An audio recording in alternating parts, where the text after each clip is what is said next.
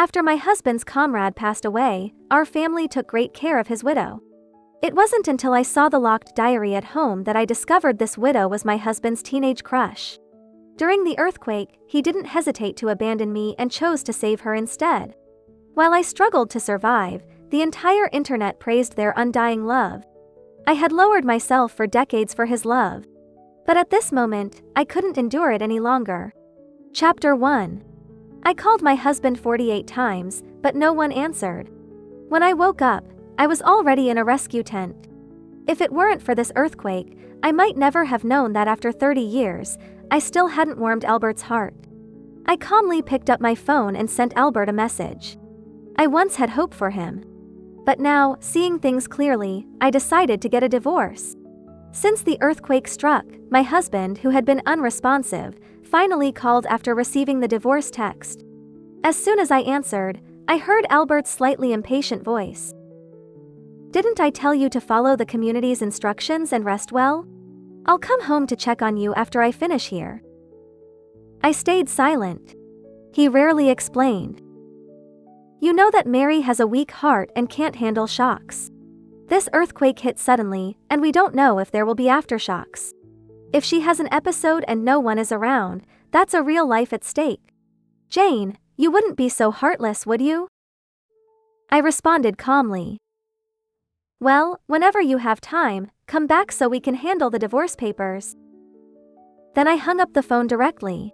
Leaving the tent, I saw rescue workers in orange uniforms and medical teams in white coats bustling around.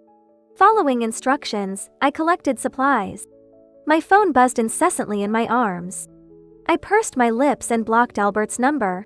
Seeing that he couldn't reach me by phone, Albert sent several messages on WeChat.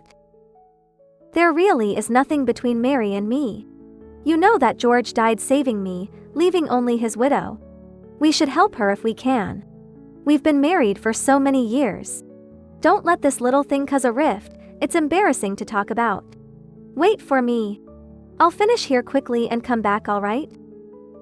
I didn't reply. When the community asked if I wanted to move to a relatively better safe zone, I declined. But until nightfall, I didn't see Albert. Turning to the neighborhood group, I saw a screenshot of a trending topic on Weibo. The title read, "At that moment, Cupid stood on the peak, mocking death's impotence." Below was a picture. The background was a hospital, and in it was a middle-aged couple, black hair mixed with strands of silver, cuddling together. The man was feeding the woman porridge, smiling, his eyes full of tenderness. It was Albert and Mary. The group members marveled. "This is what true love looks like. Growing old together, supporting each other through hardships. I've regained my faith in love." Love? They called it love. What did they think of my years with him? A part of their play? I numbly rubbed my fingers, left the group chat, and deleted Albert from WeChat.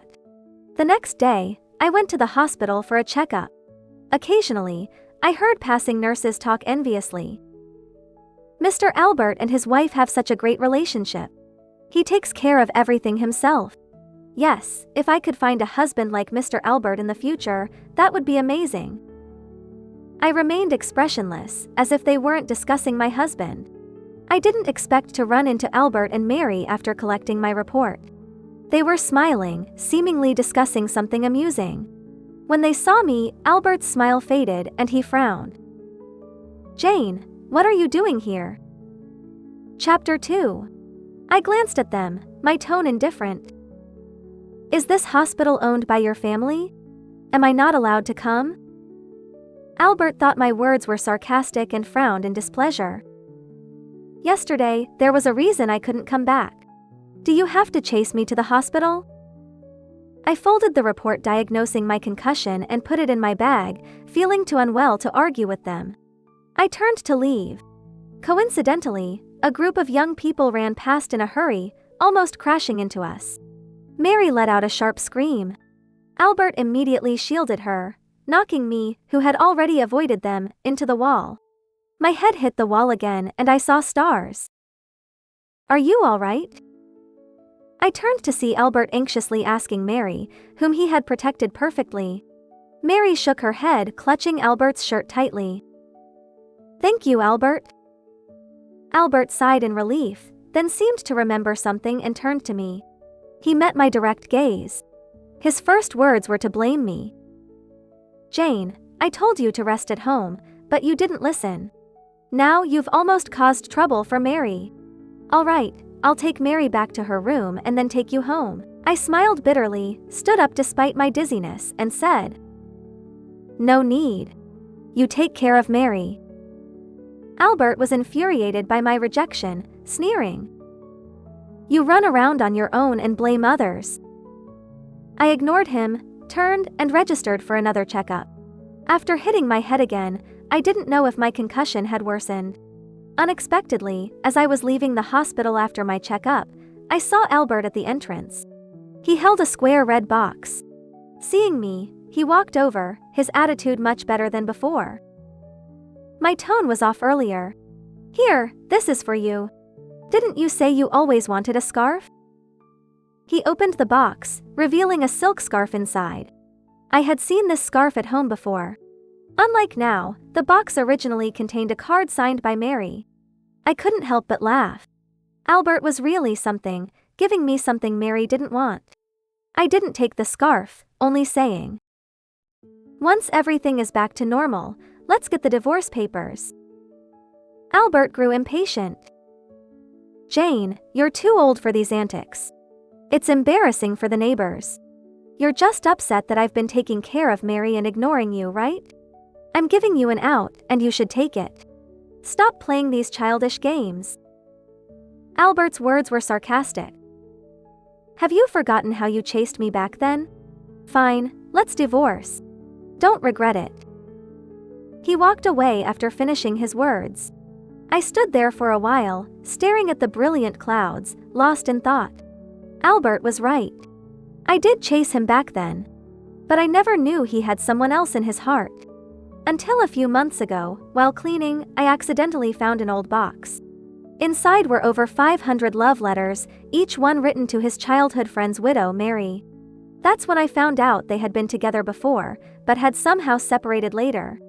It wasn't until this earthquake that I gave up completely. I went to the bank. I planned to withdraw my share of our joint assets. The bank staff informed me that the money had been withdrawn a month ago. Looking at the transaction statement, I slumped into the chair in disbelief.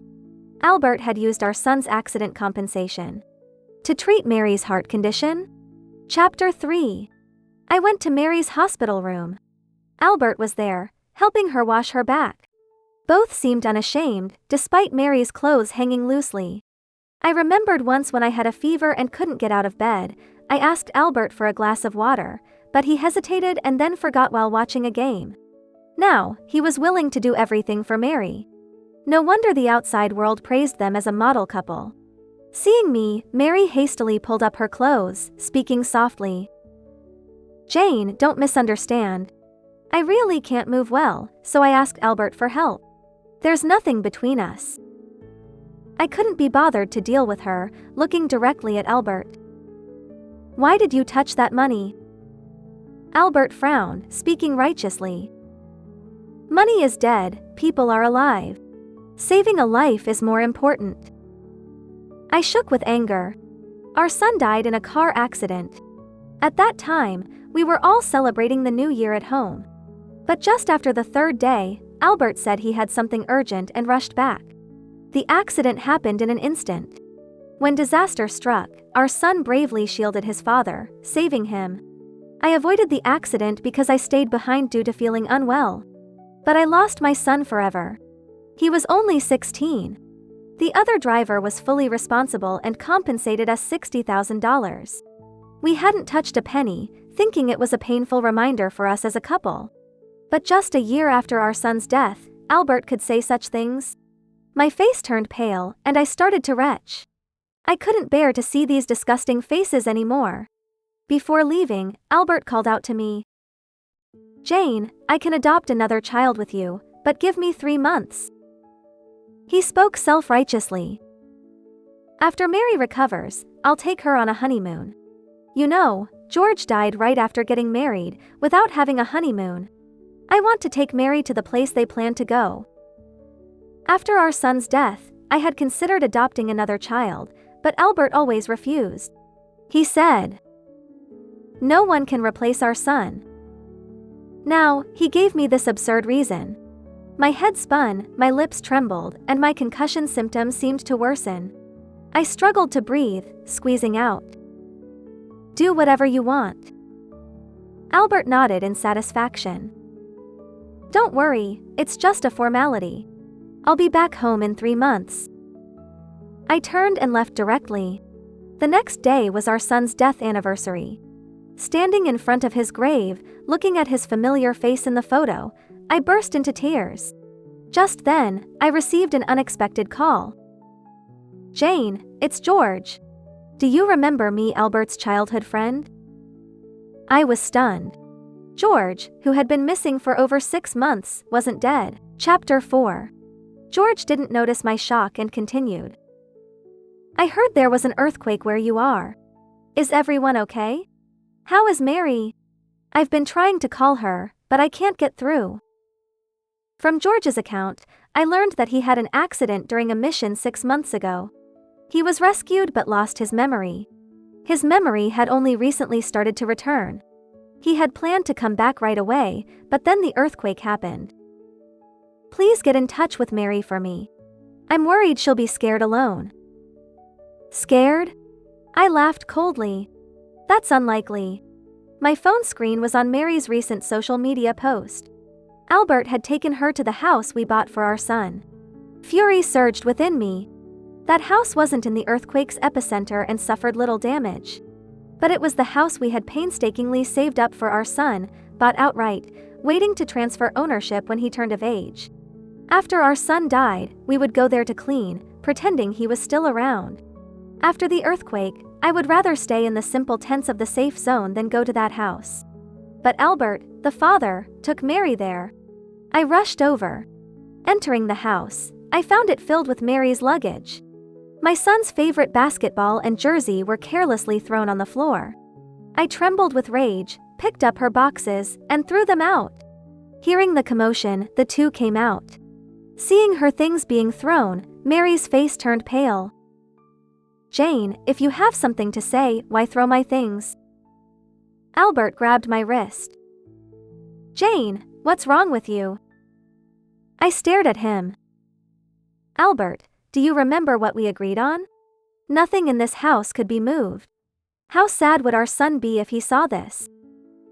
Albert frowned, softening his tone. "Jane, our son is gone. But the living still need to move on. You can't let the dead hold back the living." Listening to his unfamiliar tone, I laughed bitterly. Albert continued. "If you're upset, I'll let Mary stay in the study." "No need." I squatted, picking up every item belonging to my son, packed them, and left resolutely. A few days later, Albert messaged me. "I've booked tickets for a honeymoon trip with Mary. Come see us off." I agreed. On the day, I found not only me but also many of our mutual friends.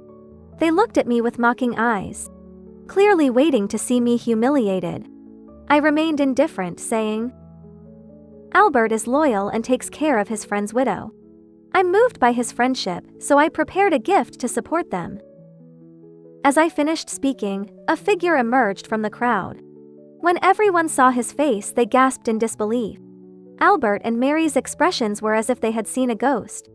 I remained expressionless. Standing beside me was Mary's supposedly dead husband, George. Chapter 5. Mary's face was full of shock.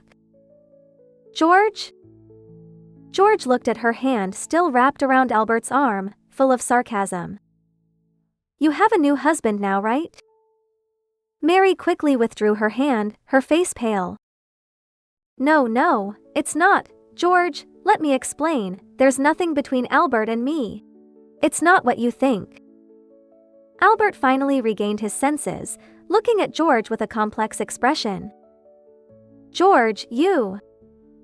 Before he could finish, George punched Albert to the ground. Luggage scattered everywhere, and everyone clearly saw their underwear mixed together. George's gaze swept over the items, then looked at Albert with disgust. At first, I didn't believe the news, thinking it was a misunderstanding. But you really coveted my wife. Albert, I've only been missing for 6 months. If it were longer, would you have already slept with my wife? Mary rushed forward, trying to grab George's arm. George, George pursed his lips, not speaking harshly to her. He shook off Mary's hand and turned to leave. Mary didn't care about Albert, quickly following George. The onlookers were at a loss for words. They didn't get the show they expected, but witnessed an even more dramatic scene. I saw someone secretly taking pictures and didn't warn Albert. The noisy discussions filled Albert's ears. His eyes were red, scanning the crowd before finally landing on me. Staggering up, he walked to me. Jane, you knew George wasn't dead and set this up to humiliate me, didn't you? What kind of wife are you? I smiled. And what kind of husband, father, and friend are you? Embracing your friend's widow, being ambiguous, abandoning your wife in danger, using your son's compensation for the mistress's treatment. Unfaithful to your wife, unkind to your son, disloyal to your friend. You have the nerve to bark at me. Jane! Albert raised his voice. I am your husband. Husband? I sneered, shoving the signed divorce papers into his hands. Not anymore. Chapter 6. I had the locks on our son's house changed and threw away all of Mary's and Albert's things. I also installed surveillance at the door. Sure enough, I saw Albert sneaking back, unable to open the door, cursing in frustration. I ignored him. During the disaster relief, I volunteered in the safe zone after my concussion symptoms eased, cooking for everyone. My cooking was well received, and I gradually became familiar with everyone in the safe zone. Albert came to find me, looking somewhat disheveled. After leaving the hospital, he couldn't stay in a private room or return to our son's house, so he had to squeeze into the already crowded safe zone. He probably hadn't showered in days, his decades-maintained elegance and dignity now gone. Jane, why are you cooking? Albert stood up for me. These young people are too disrespectful. He had been in the system for a long time, not a big official, but speaking and acting with bureaucratic airs, always ordering people around. When I complained about the fish market's monopoly, he righteously lectured me. It's not easy for ordinary people to do business. Just pay a bit more. Why are you so petty? At home, my son and I never wanted to argue with Albert. Now, I couldn't be bothered with him. But he grew more agitated. No! I must seek justice for you. Who's in charge here? Albert said, trying to pull me along. I frowned and avoided him. Albert, do you see the armband? I'm a volunteer. What are you causing a fuss for? Everyone is doing their part in the disaster relief. Why are you so petty? I threw his words back at him. Albert's face changed, incredulous. Jane, I'm thinking of you. No need. I said coldly. If you have nothing to do, step aside. Others are waiting for their meals. Albert's face turned red with frustration. After a while, he awkwardly asked, Can I have a key to our son's house? No way! I said firmly. Why? I sneered. You know why. I didn't want to be too harsh, but Albert was relentless. Fine, let's lay it all out. I took out my phone and showed him George's message. Isn't it because Mary got kicked out, and you two have nowhere to stay? Albert, I'll make it clear. I'll never let Mary step into my son's house again. Albert glared at me. I own half of that house too. Why can't I say no? Half. I laughed. You cheated, misused joint assets for your mistress, and I haven't even asked Mary for that money. And you dare argue? Albert wanted to retort, but his phone rang. Mary's voice faintly came through. Albert, where are you? I'm so scared. Albert stopped arguing, quickly leaving. A young girl who witnessed everything asked me, Auntie, why is your husband like that? She muttered. So old, but still having an affair. I joked. Maybe men are only honest when hung on the wall. The girl laughed and gave me a thumbs up. But you were so cool just now. You can't be soft on jerks. She seemed to remember something, frowning. But your husband looked familiar. Where have I seen him before? Chapter 7. Of course, I knew where she had seen him. Albert and Mary's photos had gone viral on Weibo, with many marveling at their perfect love. But no one would think it was just an ugly affair. My phone buzzed. It was a message from George. He said he had applied to join the earthquake rescue operation. I smiled, congratulated him, and continued my work. I thought life would go on like this. Unexpectedly, it wasn't long before Albert found me again. Did you post the video online? What? I asked, puzzled. When Albert showed me his phone, I saw that someone had uploaded the airport confrontation video. The title was sensational. Husband returns after 6 months to find his friend stealing his wife. The video was cleverly shot, not showing George's face but clearly exposing Albert and Mary, recognized by netizens as the earthquake couple. I skimmed the comments, all cursing them. I thought it was true love, but it's just an ugly affair. Is there anything real on the internet? Disgusting, at their age still having an affair. I feel sorry for the original wife. Exactly, the whistleblower said the man left his wife to save the mistress during the earthquake. If you're so in love, why not divorce first? I feel worse for the friend. Missing for 6 months, only to come back to this betrayal. If it were me, I'd tear those two apart. I have a bold theory. Could they have been involved long before? Did the husband go missing and she just stopped pretending? Wow, that's dark. As I read, a chill ran down my spine. I had discovered Albert's long-hidden affection for Mary through those hundreds of love letters. Could it be that Mary had known all along? Just like the netizens speculated, had they been involved secretly while keeping up appearances? Albert rushed back on New Year's Eve, claiming to help a colleague, but what if it was to see Mary? Chapter 8. Jane, what are you thinking? Albert's voice snapped me out of my thoughts. Was it you who uploaded the video? After everything, why won't you let us go? My nails dug into my palms. I forced a sneer. If I wanted to expose you, I'd just post our marriage certificate. Why would I need a video? Albert, don't think I'm like you, doing things secretly. Albert frowned. If it wasn't you, who was it? My friends. He trailed off. I laughed coldly. Yes, ask your friends why they stabbed you in the back. There's no need to ask. Someone like Albert, who betrays a friend, is looked down upon. People won't say it to his face but will mock him behind his back. Moreover, Albert's friends are all opportunists. The only genuine friend he had was George, who he betrayed. The commotion attracted attention. Albert, now a public figure, feared being recognized, so he slunk away. I took out my phone and called one of Albert's colleagues.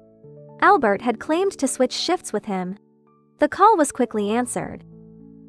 Hi John, I need to ask you something. Do you remember last year's 3rd day of the new year? Did you switch shifts with Albert? John's voice came through. Switch shifts? No, I've never switched shifts with anyone since I started working here. Last year, I was on duty, and my wife even brought dumplings for me. The rest of his words faded. When the call ended, I wasn't sure. I felt cold all over. To confirm my suspicions, I messaged George. He replied quickly. I remember that day. Mary and I had a big fight, and she left in tears, saying she was going to her parents' house but never showed. I searched for her all night. Reading his words, my vision blurred. I collapsed into a chair, feeling weak. So that's how it was. Albert had rushed back to comfort his hidden crush. And my son died in the accident, paying for their affair. I clenched my teeth, my eyes red. Albert even used our son's compensation to treat Mary. Those two. I wanted them to pay. Chapter 9. After calming down, I messaged the blogger who posted the video. I claimed to have more explosive information about the earthquake couple. I sent them all the evidence I had gathered, organized by timeline. The next day, more revelations appeared online. From a newly registered account, I posted the marriage certificate, proving the blogger's claims. Albert found out and, unable to reach me, borrowed a phone to curse at me. I recorded the entire conversation. Watching the public's backlash against them, I smiled coldly. It wasn't enough. I suspected Albert of abusing his power by using our son's compensation for Mary's heart transplant. I consulted a friend who works at the hospital. To get a heart transplant, you need a matching heart, which is incredibly rare. I hadn't heard of Mary having a match before. How did she suddenly get one and complete the surgery?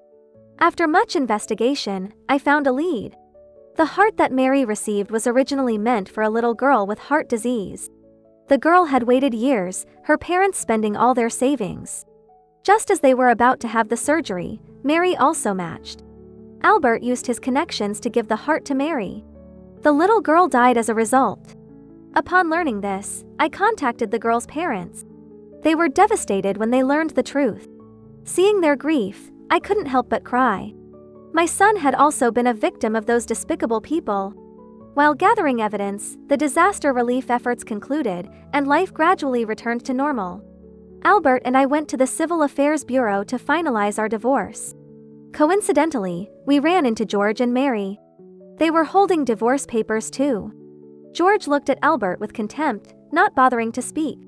Albert, however, smiled and wrapped his arm around Mary, looking at us. Thanks for letting go. Now Mary and I can be together. Wow, even after all the online backlash, they remained shameless. George nearly attacked again, but I held him back. I coldly looked at them. Albert, expect a court summons. Chapter 10. Albert's smile froze. What do you mean? I didn't bother explaining and left with George. The next time we met was in court. The little girl's parents and I filed a lawsuit against Albert for abuse of power. Within a week, the court summons reached Albert and Mary.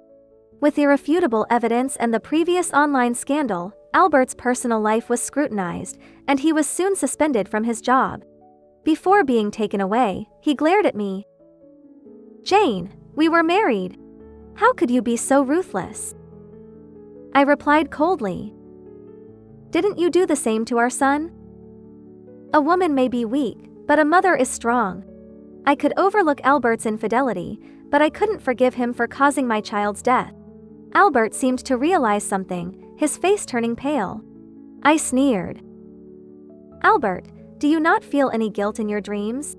Right, our son wouldn't visit a father like you. You don't deserve to be a father. After Albert went to prison, Mary fled. According to George, she tried to reconcile with him before leaving but was turned away. I took the news of Mary's departure, along with the hundreds of love letters, to Albert. This was the love he had pursued. Leaving the prison, snowflakes drifted down. I closed my eyes. I hoped my son would be reborn healthy and live a long, happy life.